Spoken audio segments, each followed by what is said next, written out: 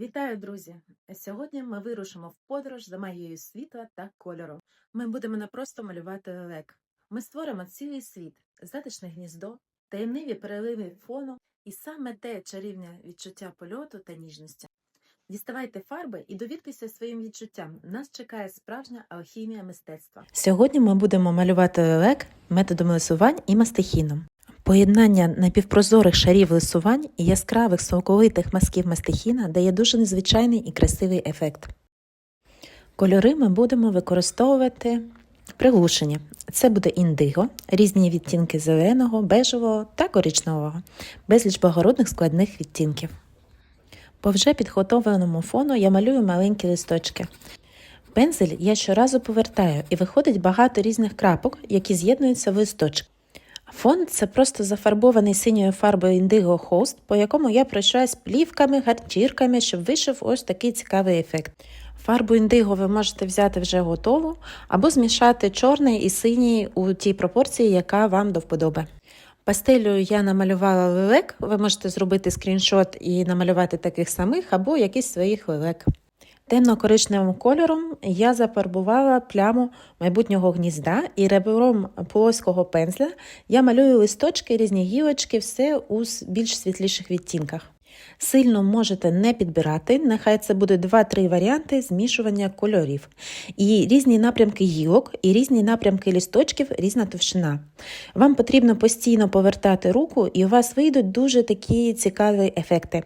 Пробуйте, робіть швидко і сильно не намагайтеся отримати задоволення. Великим будівельним пензлем, набираючи густу біло-жовту фарбу, ми фарбуємо ось цю світлову пляму гнізда.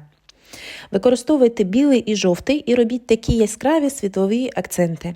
Оскільки це ще другий пропис, тут можна робити все дуже швидко. Просто беріть більше білого, отримуйте задоволення від того, що ви пишете, і тоді люди це будуть відчувати в вашій картині.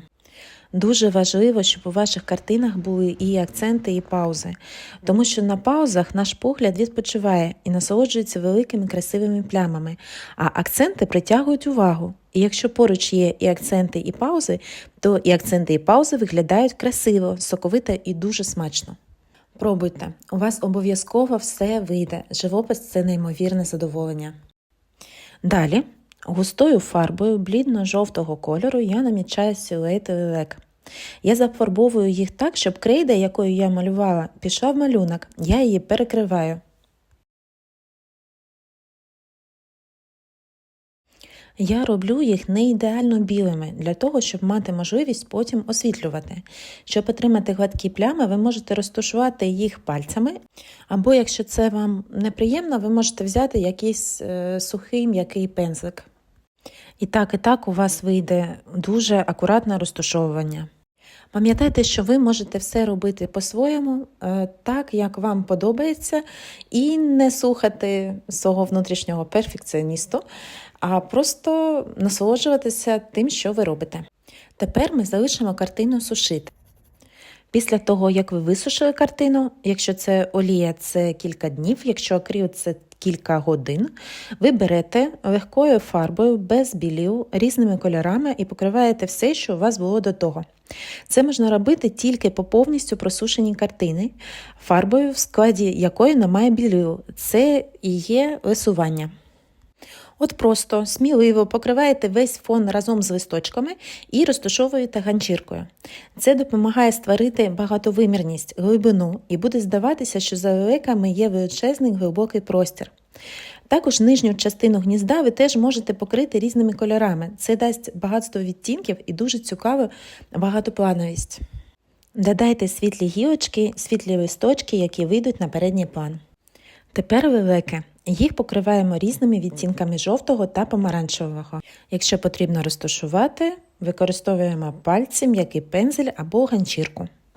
Якщо ви протрете ганчіркою, ви отримаєте дуже красивий ефект лисування. Якщо потрібно скоригувати малюнок, ви можете використати колір фону, і плямою фону ви виправляєте силует. Далі мастихіном пишете смачні, соковиті відтінки пір'їв, чорних та білих. Картонкою можна намітити дзьоби лапи, ноги, і потім можна їх трохи підправити пензликами або картонкою. Складений лист паперу або картону – це дуже такий цікавий інструмент, який дає незвичайні, але дуже цікаві лінії. Такі не намалюєш пензликом або чимось ще, і щось в них таке є цікаве. Світлом додаємо світлові акценти, і все, що ви малюєте зі світлом, тінню та напівтінню, стає більш об'ємним. Якщо щось було десь не так акуратно, тоненьким пензликом, нулівкою ви можете все виправити. І додати деталі, очі, пір'я, світло. Ще мастихіном ми проходимося по гнізду, додаємо більше світла, більше яскравих, соковитих акцентів. Десь можна додати щось салатове або як вам подобається. Ви можете використати незвичайні підйоми, наприклад, додати крапельки і бризки. Останні акценти – це світле листя, яке буде на передньому плані. Його я роблю мастихіном.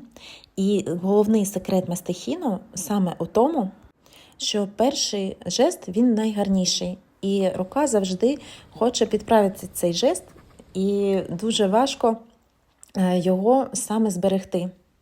Я хочу додати промінчиків, і я це роблю майже сухим мастихіном.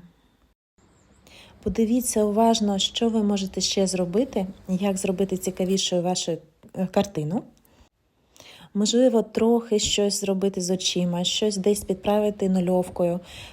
Додайте трохи душі. Підправляйте до того часу, коли ви відчуєте, що все, картина готова і вам вона подобається. На останньому етапі не бійтесь експериментувати. Можна використовувати якісь контури. Я використовую білий акриловий контур для того, щоб додати якісь пір'я та підписати картину.